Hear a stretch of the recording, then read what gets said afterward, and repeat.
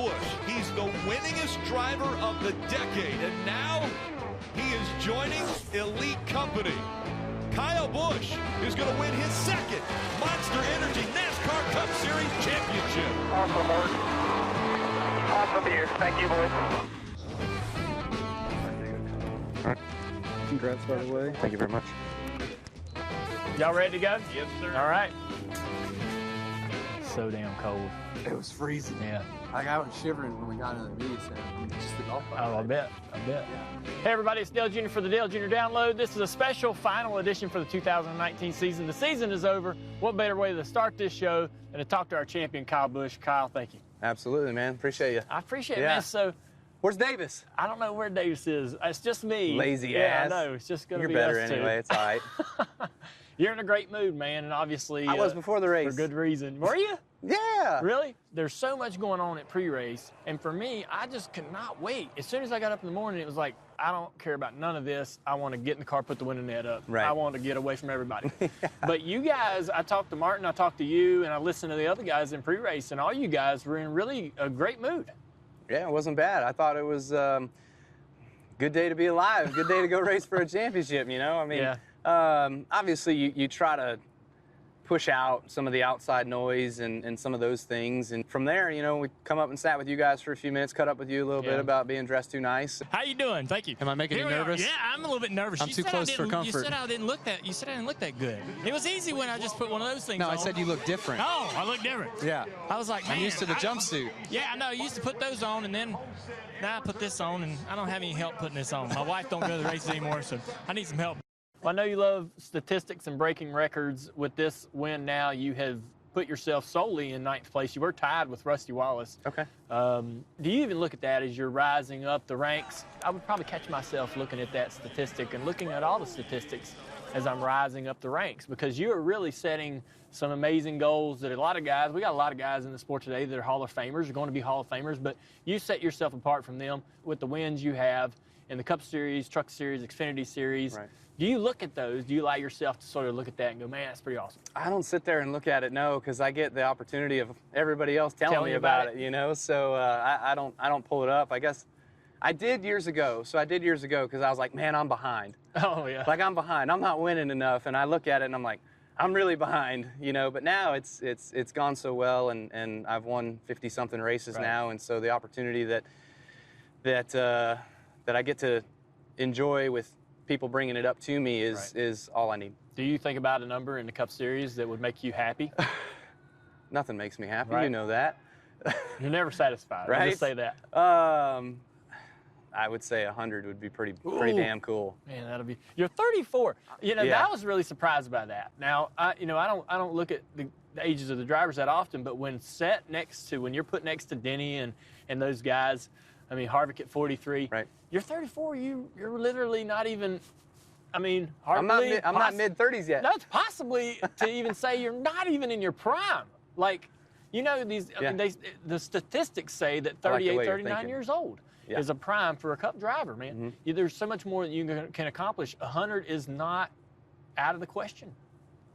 I hope not. I'd give everything to be able to achieve that, and also to achieve more championships. You know, people ask me, okay, well, what's the championship number that you want to look at? And to me, I don't know. Like, when I first started, you know, the goals, hell, I'm going to get 8, you know. But now that you've been here for 12 years or 13, 14, however many it's been, and I've won 2, it's like, I better back off that a little bit, you know. And 5 would be respectable, but I'd like to think that I can achieve more than that too. Well, let's talk about the race a little bit. When you get to the white flag, is that when you take a deep breath? I know you still got to complete that lap, but that's kind of, the white flag was the one thing I always look for. I'm like, if I get to the white, it's over. I know that it's final. That's when the emotions came in, yeah, for sure. Like, when I heard 10 to go, and I heard that I still had like a 7-second lead or whatever it was, like, I kind of started to feel a little bit, and I'm like, no.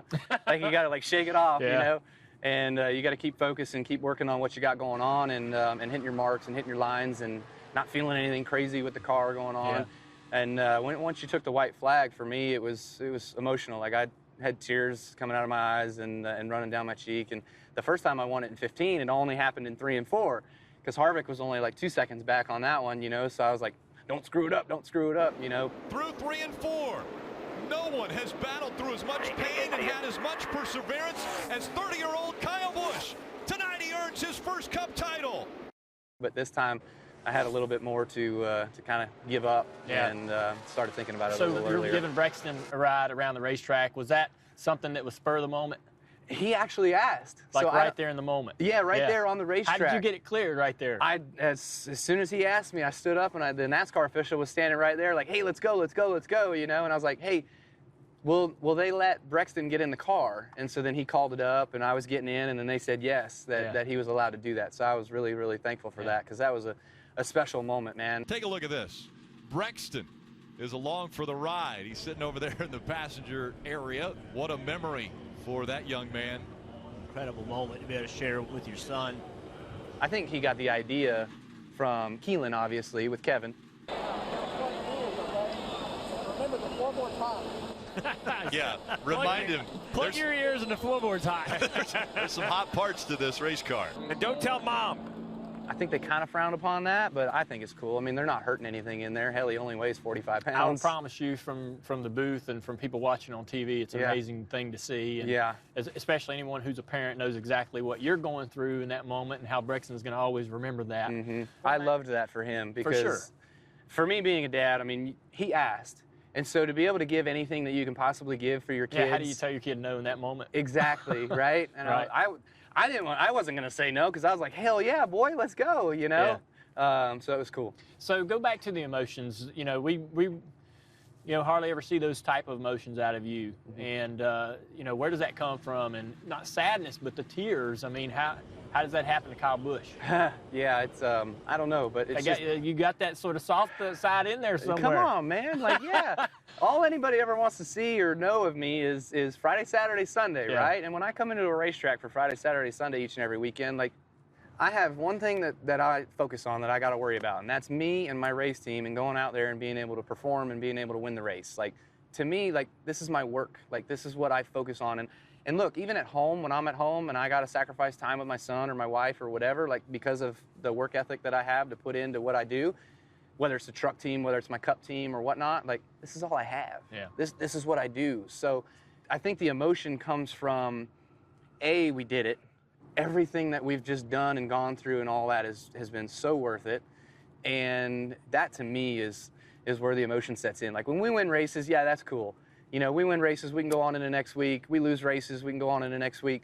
But to be able to come out here this time and to win a championship again and to give it everything that we had for the whole season long and for people to kind of write us off into the last third of the season because we weren't great, booyah. Yeah, they got wamboozled. Right. So you talk about you weren't great, you were an underdog. A little bit, because all you guys were always kind of saying, there's no favorite. We knew you weren't the underdog. Yeah, right. People wanted to think you were because of the lack of wins late in the season and no wins in the playoff. But everybody knows that any moment Kyle Busch can show up, right, and win any given race. Mm-hmm. Did you feel like maybe you got an easier week out of that? Not in here. No. No. Couldn't let it happen. No. There's always a self pressure, right? But you got to know how to harness that, and you got to know how to either work with it and not let it affect you and do the things that you're supposed to do and how you do it right on the racetrack. I know you got a long night, and you're going to go over here and take pictures with that amazing trophy that you won. Yep. Congratulations on your championship. I'm proud of you and happy for you.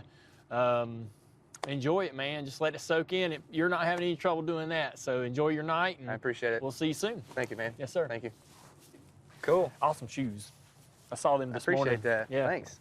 Hell yeah. All right, dude. Thank you. I know you got a lot to do. Yeah, that was, damn. I don't know. It's still, you're still trying to let it. Not sunk in yet. Yeah, no, That's you're still trying to let it sink in. I was surprised because you've been doing this for so long. I'm surprised that it's not like second nature to sink. You've won so much crap. How does it not sink in immediately? That's kind of the thing, though. Like, you've won races. You won 55 races, and now thankfully I've won a second championship. But, like, I don't mean to sound conceited, but that's what I'm made to do, man. Yeah. Like, no, tomorrow's tomorrow. You know what I mean? Yeah. I'll take that back. January 2nd is going to be back to zero, right? Yeah. Yeah. We'll take December. I understand. That's the way I was with races. You know, like, God, you win and be like, all right, Monday, back to zero. Mm-hmm. Yep. Interesting. Same way. You're crazy. I've All right, heard man. worse. Thank you. Yes, sir. I appreciate it. You got it, guys. See y'all. All right. That was great. Yeah, man. Dude, that's awesome. It was great. All right, everybody, you're going to want to stick around because we're going to go back to the studio and we're going to take a look back at some of the best moments from this season on the Dale Jr. Download. You won't want to miss it.